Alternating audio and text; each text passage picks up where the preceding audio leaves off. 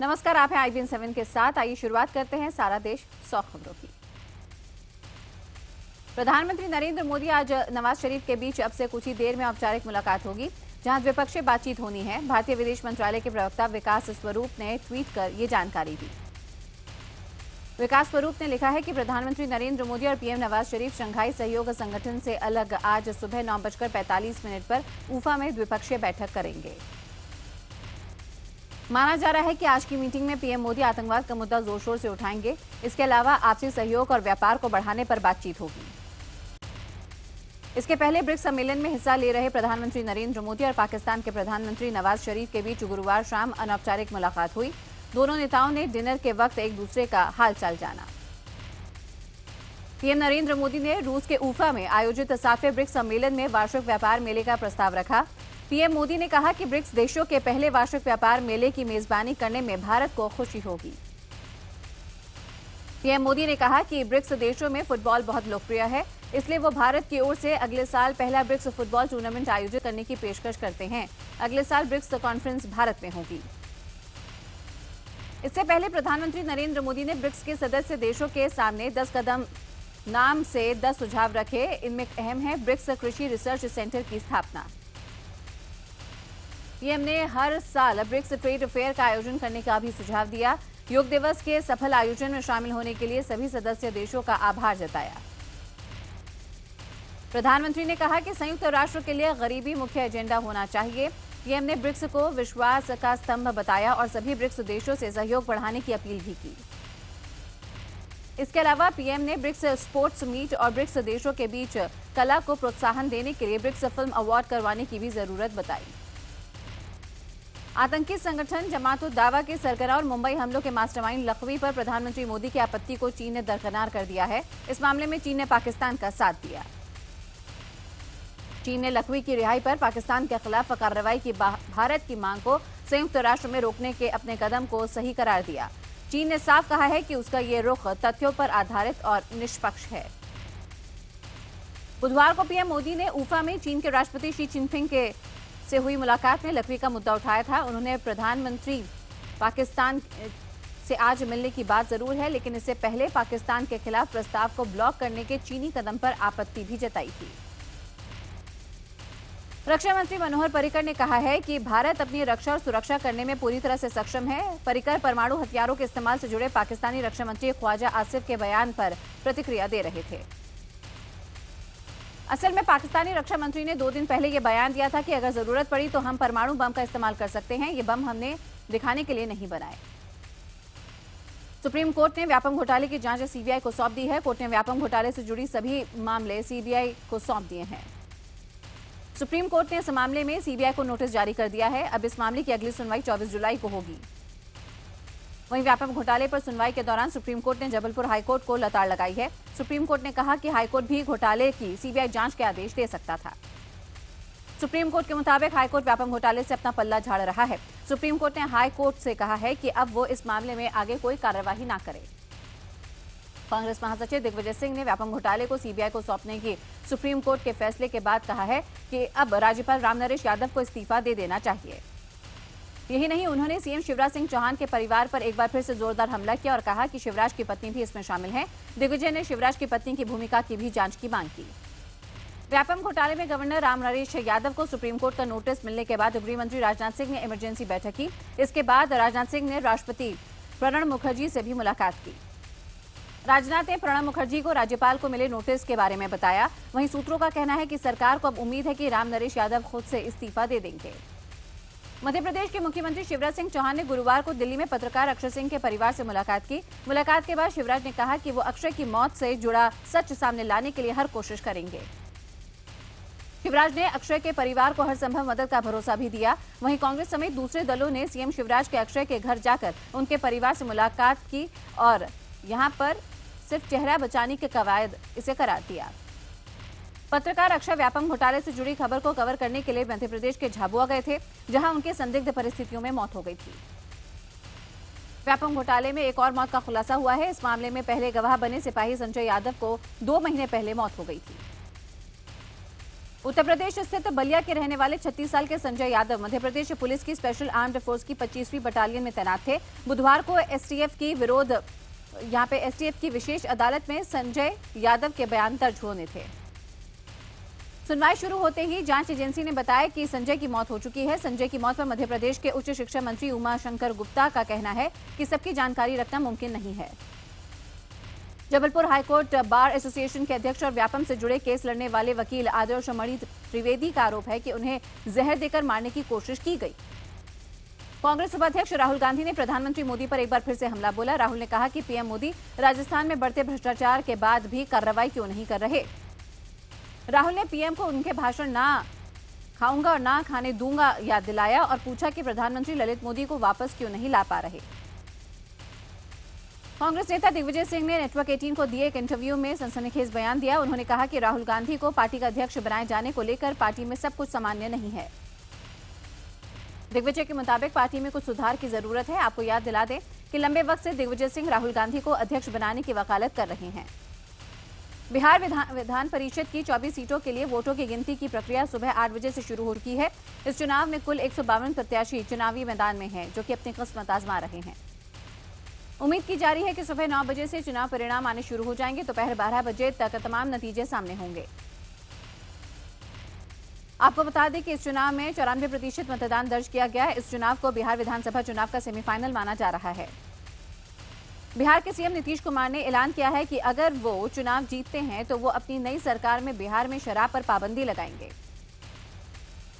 दरअसल स्वयं सहायता समूह की महिलाओं ने ये मांग की थी। इस मांग पर नीतीश कुमार ने कहा कि अगर वो आगामी चुनाव जीतते हैं तो शराब बंद करा देंगे। दिल्ली पुलिस की रिमांड पर आम आदमी पार्टी के विधायक मनोज कुमार की तबीयत कल देर रात अचानक बिगड़ गई। हाई ब्लड प्रेशर और शुगर की शिकायत के बाद अस्पताल में उनको दाखिल कराया गया। आपको बता दें कि विधायक मनोज कुमार को दिल्ली पुलिस ने धोखाधड़ी के आरोप में गिरफ्तार किया। पुलिस कमिश्नर बीएस बस्सी ने बताया कि उनके खिलाफ जमीन से जुड़ी धोखाधड़ी का मामला दर्ज है।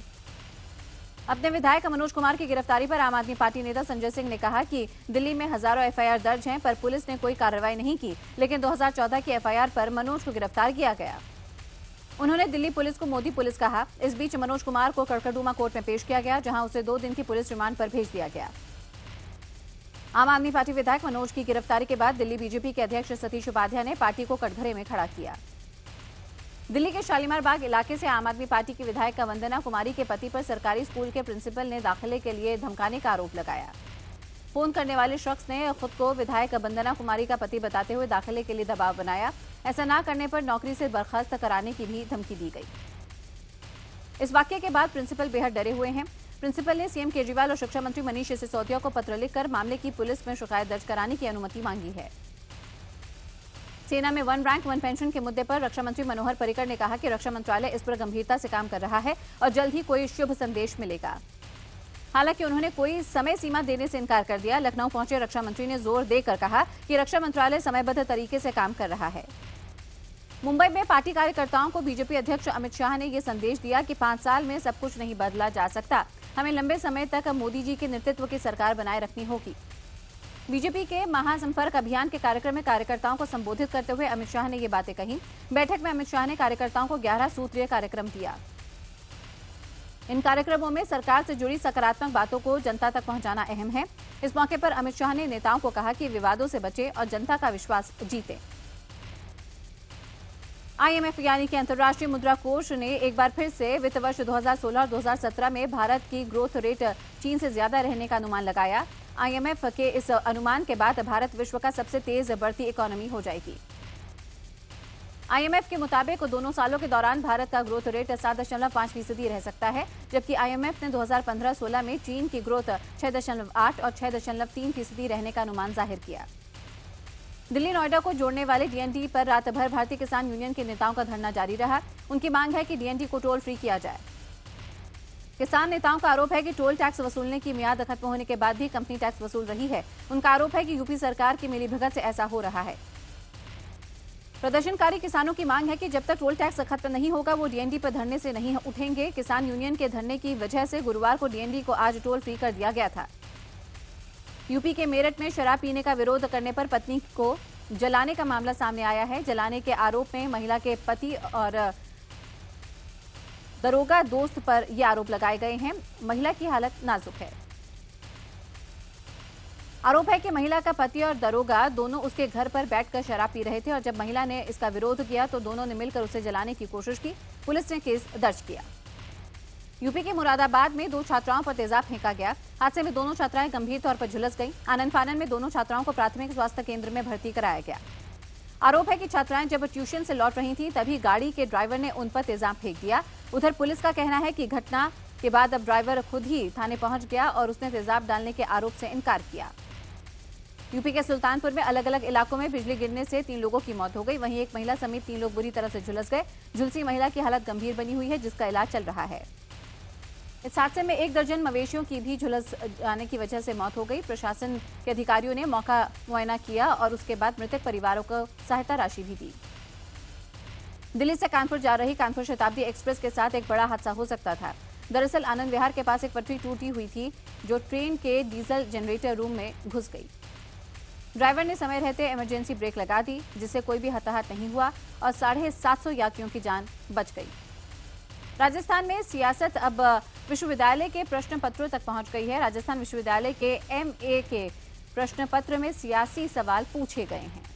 पहला सवाल ये पूछा गया कि बीजेपी सरकार की उपलब्धियां बताएं और दूसरा सवाल ये कि कांग्रेस सरकार के कामकाज पर आलोचनात्मक विश्लेषण करें। इस मामले के बाहर आने के बाद कांग्रेस ने कार्रवाई की मांग की तो बीजेपी ने कहा कि सवालों के माध्यम से छात्रों के विश्लेषण करने की क्षमता की जांच करने की मंशा रही होगी।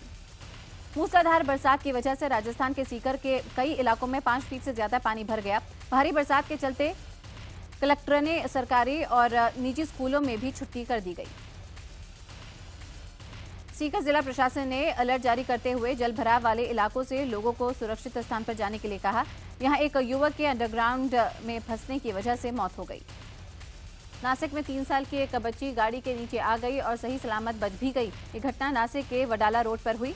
वीडियो करीब 18 दिन पहले का है। जोया स्कूल के बाहर अपनी मां के साथ जा रही थी, तभी एक गाड़ी ने बच्ची को पीछे से टक्कर मार दी। बच्ची जमीन पर गिर गई। उसके बाद गाड़ी का आगे का पहिया और पीछे का पहिया उसके ऊपर से निकल गया। इसके बावजूद जोया को गंभीर चोट नहीं आई, हालांकि पेट में थोड़ी बहुत जख्म जरूर हैं। कमला नेहरू अस्पताल में बिस्तरों की भारी कमी के मद्देनजर मरीजों की जान से खिलवाड़ किया जा रहा है। इसकी वजह से संक्रमण फैलने का भी खतरा बढ़ गया है। अस्पताल में रोजाना 300 के करीब महिला मरीज आती हैं, लेकिन अस्पताल में सिर्फ 174 बेड ही हैं। इस वजह से 2-2 गर्भवती महिलाओं को एक बिस्तर पर रखा जा रहा है। यूपी के मुजफ्फरनगर में एक ऐसा चमत्कारी कुआं है जिसका पानी पीने से सर्पदंश के मरीजों को फायदा होता है। गांव वालों का मानना है कि सांप काटने के बाद इस कुएं का पानी पीने से मरीज बच जाता है। ग्रामीणों का मानना है कि कुएं में बड़े बुजुर्गों की दुआ लगी हुई है। इस चमत्कारी कुएं का पानी पिलाने के लिए दूर दराज के इलाके से लोग आते रहे हैं। मुजफ्फरनगर में कस्टम विभाग के असिस्टेंट कमिश्नर के ड्राइवर की पत्नी ने जमकर हंगामा किया। अपने पति को वापस दिलाने की मांग को लेकर वो महिला 3 बच्चों के साथ धरने पर बैठ गई। महिला का आरोप है कि 3 महीने पहले उसका पति उसको छोड़कर चला गया था और उसको आर्थिक मदद भी नहीं दे रहा था, लिहाजा उसके 3 बच्चों के साथ घर चलाना मुश्किल हो रहा था। जब वो अपने पति के घर पहुंची तो वहां एक और महिला मिली जो कि खुद को फिरोज की पत्नी बता रही थी। उसके बाद वो घर में घुसने की कोशिश करने लगी और नाकाम होने पर धरने पर बैठ गई। यूपी के सीतापुर में कलयुगी बेटे की हरकतों से परेशान एक पिता खुद ही अपने बेटे की हत्या कर चुका है। आरोप है कि मृतक अपने पिता पर जबरदस्ती जमीन अपने नाम कराने के दबाव बना रहा था। अपने बेटे की हरकतों से परेशान आरोपी ने बेटे के साढ़ू के साथ हत्या की साजिश रची। पुलिस ने हत्या का केस दर्ज कर लिया है, दोनों को गिरफ्तार किया है। बुलंदशहर के खुर्जा में पुलिस की वसूली के खिलाफ महिलाओं ने थाने में जमकर हंगामा मचाया। इस दौरान एक महिला पुलिसकर्मी ने एक महिला प्रदर्शनकारी की पिटाई कर दी। अपनी साथी की पिटाई से खफा एक वृद्ध ने खुद पर केरोसिन डालकर आत्मदाह की कोशिश की। किसी तरह से वहां मौजूद लोगों ने आग लगाने से उनको रोक लिया। 17 जून को खुर्जा सिटी की 14 साल की बच्ची को अगवा कर लिया गया।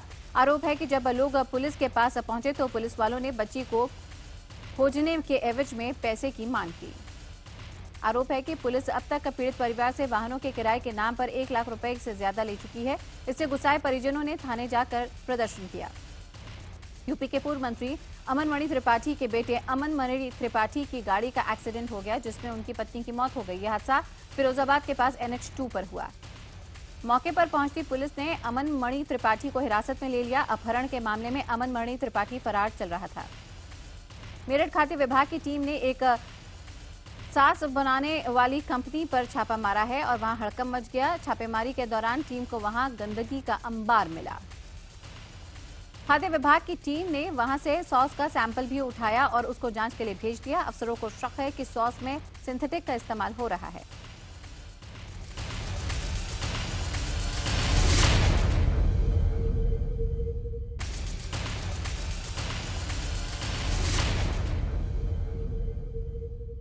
भारत के सबसे बड़े football league Indian super league में खिलाड़ियों की पहली नीलामी आज मुंबई में होगी। इसमें भारत के 10 खिलाड़ी नीलामी की लिस्ट में होंगे।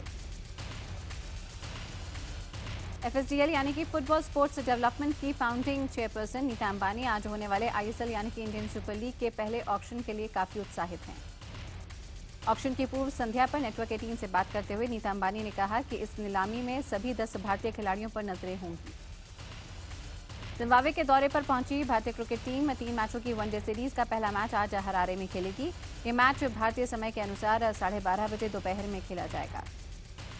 2016 में भारत में होने वाले T20 वर्ल्ड कप के लिए क्वालिफायर की शुरुआत हो गई है। इस टूर्नामेंट में कुल 14 टीमें आपस में टकराएंगी और टॉप 6 टीमें वर्ल्ड कप के लिए क्वालिफाई करेंगी। भारत की स्टार टेनिस खिलाड़ी सानिया मिर्जा महिला डबल्स में अपनी साथी मार्टिना हिंगिस के साथ विंबलडन के सेमीफाइनल में पहुंच गई हैं। 2011 के बाद पहली बार सानिया विंबलडन के सेमीफाइनल में पहुंची। शाहरुख खान की फिल्म फैन का टीजर जारी कर दिया गया है। शाहरुख ने अपने ट्विटर अकाउंट पर फैन का टीजर पोस्ट किया और लिखा कि उन्हें इस फिल्म में काम करके मजा आया। आज सलमान खान अपने फेसबुक पेज पर अपने फैन से बात करेंगे। इसकी जानकारी खुद सलमान खान ने अपने फेसबुक पेज पर लोगों को दी है। सलमान खान की फिल्म बजरंगी भाईजान पाकिस्तान में ईद के मौके पर रिलीज नहीं हो सकेगी। खबर है कि वहां की सरकार नहीं चाहती कि त्योहार के मौके पर पाकिस्तान की 2 बड़ी फिल्मों के साथ इस फिल्म को रिलीज किया जाए। शाहरुख के घर मन्नत की दीवारों पर लीपापोती की गई है। ये लीपापोती शाहरुख के किसी फैन ने की है। उस फैन ने दीवार पर लिखा है love you SRK and see you on 15।